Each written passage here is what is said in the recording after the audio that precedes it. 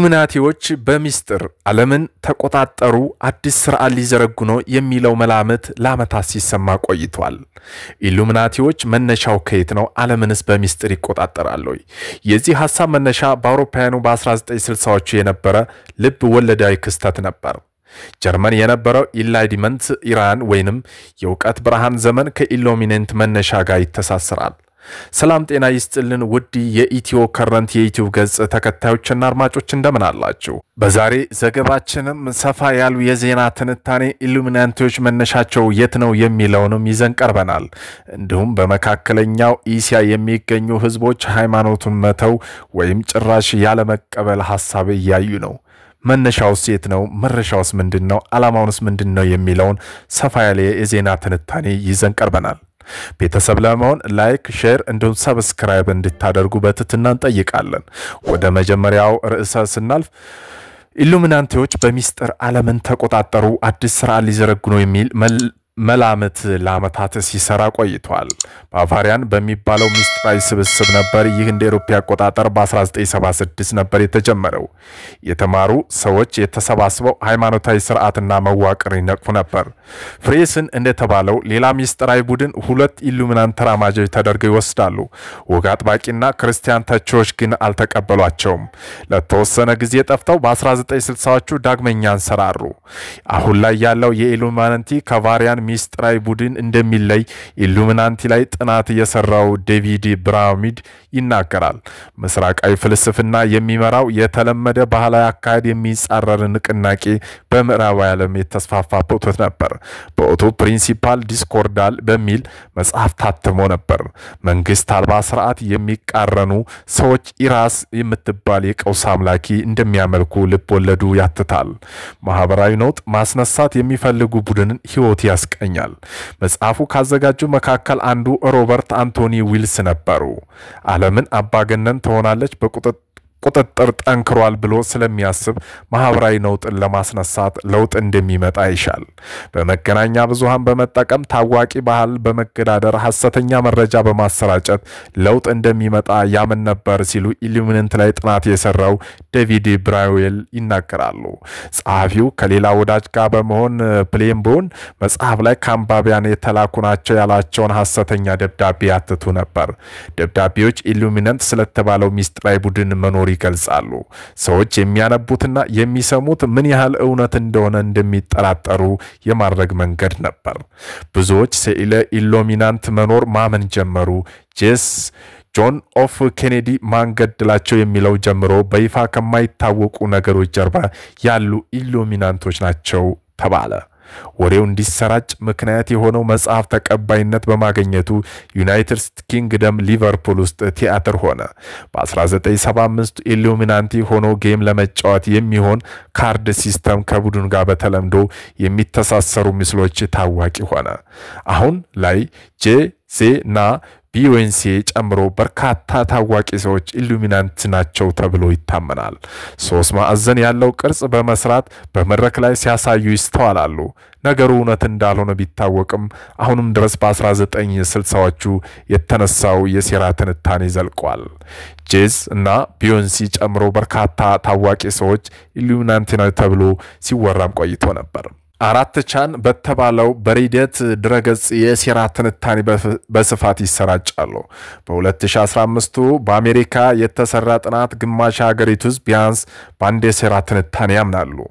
በአንግላ ሩስኪን ዩኒቨርሲቲ የምትሰራው ቪረን ስዊም እንደምትለው ከሆነ በተለያዩ ምክንያቶች ሰዎች በሴራ ትንታኔ ሊያምኑ ይችላሉ ብለዋል። አንዳንድ አይነት የስነ ልቦና ጤና መዛባት እንዳለባቸው በመላምት የሚያስቀምጡ ባለሙያዎች አሉ።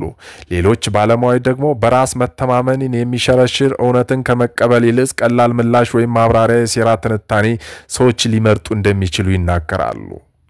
የተማሩ ሰዎች በሴራ ትንታኔ እንደማያምኑ በቅርብ የተሰሩ ጥናቶች ይጠቁማሉ። ባለሙያዎች እንደምትለው በደቡብ እስያ ሀገራት የሴራ ትንታኔ ህዝብን ለመቆጣጠር በመንግስታት ጥቅም ላይ ይውላል። በተቃራኒው በምዕራብ ዓለም ሰዎች አድማጭ እንዳጡና እንዳልተወከሉ ሲሰማቸው ፊታቸውን ወደ ሴራ ትንታኔ ያዘራሉ። የህግ መምህሩ አዳም ዊስቫቱት እንደ አውሮፓ አቆጣጠር በ1976 በኢስታንቡል ዩኒቨርሲቲ ኢሉሚናንት ሲፈጥር የጻፈው መጽሐፍ እንደ ዶናልድ ትራምፕ ያሉ መሪዎች የሴራ ትንታኔ ሲያቀነቅኑ ይሰማሉ። ባራክ ኦባማ በአሜሪካ አልተወለዱም የሚለው ጆ ባይደን ያሸነፉት ምርጫ ተጭበርብሯል የሚለው እንደ ምሳሌ ማንሳት ይቻላል። በሴራ ትንታኔ የሚያምኑ ሰዎች መደበኛ መገናኛ ብዙሃን የማመን እድላቸው ውስን ነው፣ ለዘረኛ ለመጤጠልና አክራሪ እሳቢዎች ይጋለጣሉ ስትል ባለሙያ ታስረዳለች። ትራምፕ በልሂቃን የተገፉ ሰዎች ውክልና እንደሚሰጡ ሲናገሩ ይደመጣሉ። በኢሉሚናንት ላይ ጥናት የሰራው ዴቪድ ብሪዌል እንደሚለው ከሆነ በ1960ዎቹ በጻፈው መጽሐፍ ኢሉሚናንት ዳግመኛ የተቀሰቀሰው ሰው አሁን የሴራ ትንታኔው እጅግ መስፋፋቱን ሲያይ ሊደነቅና ሊደሰት ይችላል ይላሉ። ሐሰተኛ መረጃ የመዋጋት ዘመቻ መስፋፋት እንዲሁም ማህበራዊ ሚዲያ የሚገፋው መረጃ ሁሌም እውነት እንዳልሆነ የማሳቅ ንቅናቄ ማደግ እንደ ኢሉሚናንት ያሉ የሴራ ትንታኔ ያከሰሙ ይሆናል ብሎ ባለሙያዎች ይገምታሉ። የኢሉሚናንት መነሻ ሐሳቡ ከ200 ዓመት በላይ ያስቆጥራል። ሲስተር የምትሰራው ከጎስቲክ ቤተ ክርስቲያን ፊት ለፊት ነው። ወደ አካባቢዋ ከፈረንሳይ ዩናይትድ ኪንግደምና ከሌሎች ሀገራት ሰዎች በስብሰባ እንደሚሄዱ ብታውቅም የት እንደሚሄዱ በግልጽ መረጃ የላትም ነበር። በቤተ ክርስቲያን መጽሐፍ መደብር ውስጥ የምትሰራው ሲስተርና በባቫሪያን ኢሉሚናንት ስብሰባ እንደሚደረግ ሰምታለች። ኢንጎስትላንድ ከተማ የኢሉሚናንት መነሻ ቢሆንም ሚስጥራዊ ስብሰባ የመደረጉ ነገር ከእውነት የራቀ ይመስላል። በአውሮፓውያን አቆጣጠር በ1976 በኢንጎስታልድ ዩኒቨርሲቲ ህግ መምህሩን አዳም ዊስፉት ኢሉሚናንትን ፈጠረ። የንግግር ነጻነት ያለበት የሊቃን ስብሰባ እንዲሆን ነበር ሐሳቡ። ከፍሪ ሜክስን ሚስጥራዊ ቡድን ተጨማሪ የፈረንሳይ ፈላስፎችን ተጽዕኖ አሳድሮበታል። ሃይማኖታዊ ቡድን ሳይሆን ነጻ አስተሳሰብ የሚያስተጋባበት ቡድን መፍጠር ዓላማ አድርጎ ተነሳ። ሃይማኖታዊ ሳቢ ዋነኛ በሆነበት ከተማ ነጻ አስተሳሰብ ማራመድ ቀላል አልነበረም። መጀመሪያ ለቡድኑ አባልነት የመረጠው 5 ጎበዝ የህግ ተማሪዎች ነበር። በዚያም ቡድን በፍጥነት ተስፋፋ። የእውቀት ብርሃን አባላት ለማሰራጨት ሲሞክሩ የመንግስትና የሃይማኖት ተቋማት እንቅስቃሴ ተከታትሎ መረጃ የሚያቀርብላቸው ነበር። ሀብት በማከማቸት አስተምሮን ለማስፋፋት ሞከሩ። ታዋቂው የጀርመን ዲፕሎማት ባሮን አዶልፍ ሐሳቡን ካስተዋወቁ መካከል አንዱ ናቸው። ባቫሪያን በፈረንሳይ በሃንጋሪ በጣሊያንና በፖላንድ ያሉ አባላት ብዛት 2000 ደረሰ። ጋዜጠኛው ማይክ ክሊነር እንደሚለው ከሆነ ኢሉሚናንት ፈጣሪን አብዮተኛ ማለት ይቻላል ብለዋል። ሰዎች የተሻሉ እንደሆኑ ያስተምራል፣ ማህበረሰብ መለወጥ ይፈልጉ ነበር፣ የተሻለ ዓለምና አስተዳደር ማየት ይመኝ ነበር ይላሉ። የሚያስተምርበት ዩኒቨርሲቲ ከሚፈቅደው በተቃራኒው የሰው ልጅ ዕውቀቶች ሁሉ በትምህርት ውስጥ መሰጠት አለባቸው ብሎ ያምን ነበር ይላሉ። ቡድኑ የተመሰረተው 10ኛው ዓመት ጸረ መንግስት ንቅናቄ ሲደረግ ተደርሶበት ተበትኖ መስራቹ ወደ ጎቶ ከተማ ተሰደደ። ሆኖም ግን ሚስጥራዊ ቡድን አልተገታም ብለው የሚያምኑ ሰዎች አሁንም ድረስ እንዳሉ የታሪክ ምሁራን ይገልጻሉ። በዊንስተር ዩኒቨርሲቲ የሚሰራው ዶክተር ማይልክ ውድ እንደሚለው ከሆነ ኢሉሚናንት ብዙ ንዑስ የሴራ ትንታኔዎች ያሉት ጥቅል የሴራ ትንታኔ ነው።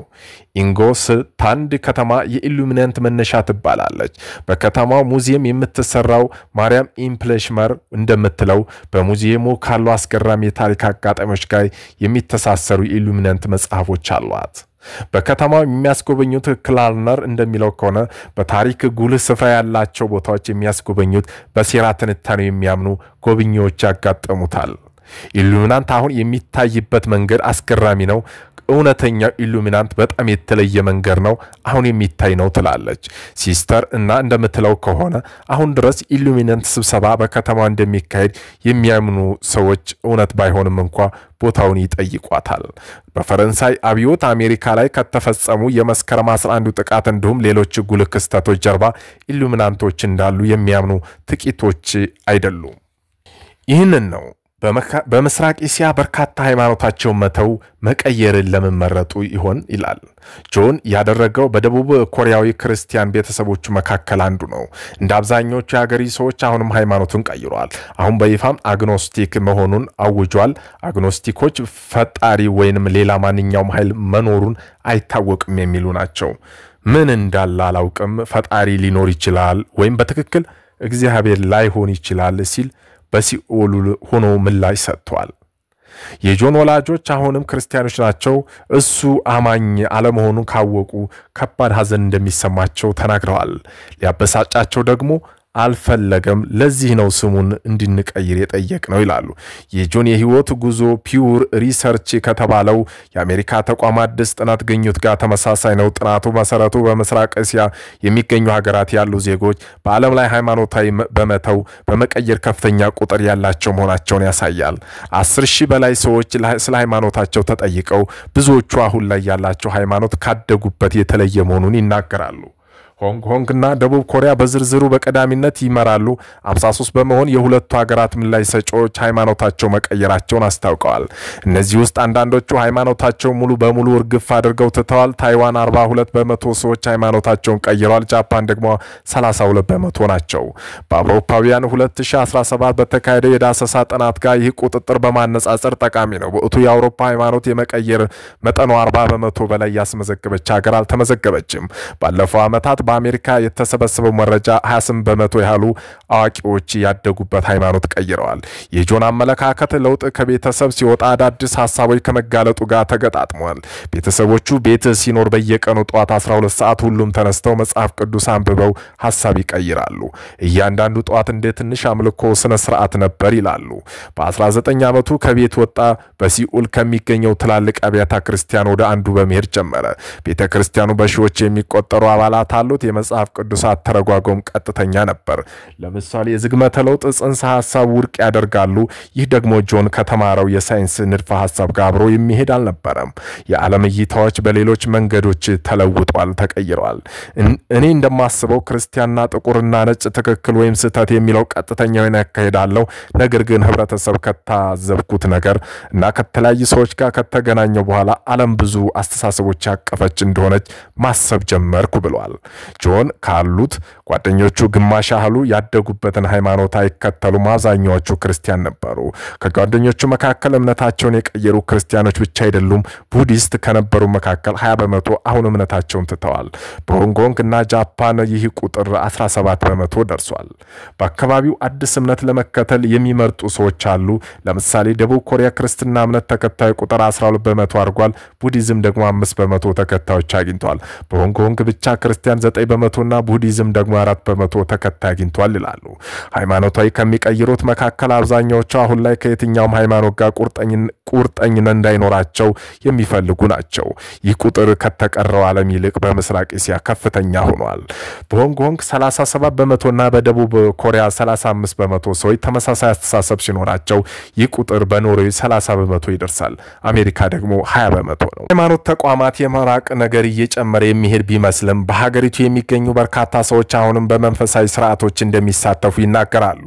ከየትኛውም ሃይማኖትና ቁርጠኝነት እንደሌላቸው የሚናገሩትና በሁሉም ሀገራት በጥናት ከተሳተፉ ሰዎች ከግማሽ በላይ የሚሆኑ ባለፉት 12 ወራት ውስጥ ቅድመ አያቶቻቸውን ለመዘከር በሚል በአምልኮ ስርዓት ውስጥ በመካፈላቸው ተናግረዋል። አብዛኛዎቹ በአምልካትና በማይታዩ ፍጥረታት የሚያምኑ ይናገራሉ። የሃይማኖት ጥናት አዋቂ ለሆኑ ዶክተር ሲዊዊንግ ኩን ይህንን አስደናቂ ግኝት አይደለም በተለያዩ የሃይማኖቶች ስነ ስርዓት ላይ መሳተፍ ከሃይማኖቶች ታሪክ የሚስማማ ነው ብለዋል። ከታሪክ አንጻር በምስራቅ እስያ ልዩ የሆነ ሃይማኖታዊ መለያ የምትሉት ነገር ያተኩራል ነበረም። ታኦሲስት ከሆንክድ በተመሳሳይ ጊዜ ደግሞ ቡዲስት ወይም ኮንፊሽነስ መሆን አትችልም ማለት አይደለም ብለዋል። እነዚህ ድንበሮች በምዕራቡ ዓለም ሲነጻጸር በግልጽ የተቀመጡ አልነበርም ብለዋል። በምዕራባዊ ጋር ያለው ግንኙነትና መስተጋብር መጨመሩን ተከትሎ በ1900 ክፍለ ዘመን ላይ አሁን የምናውቀው የሃይማኖት ጽንሰ ሐሳብ ወደ ምስራቅ እስያ የገባው ብዙ ማንነቶችና ባህሎች መያዝ መቻል በአካባቢ ፈጽሞ ያልጠፋ ነበር ይላሉ ዶክተር ኩን። ጉዳዩ ከሀገራቸው ተመሳሳይ መሆኑን አይተዋል።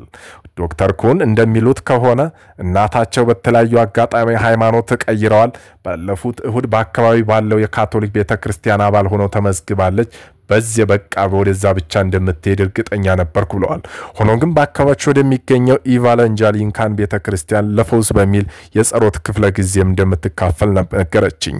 ዶክተር ኩም እማዬ ካቶሊክ ቤተክርስቲያን ምን ሆነ ሲሉ ጠየቁ። በዚያው ወቅት የሚፈልጉት ከምንም ነገር በበለጠ ፈውስ መሆኑን ተናገሩ። እናታቸው ካቶሊክ ስለነበረች ወደ ካቶሊክ ቤተክርስቲያን መሄድ ትፈልግ ነበር።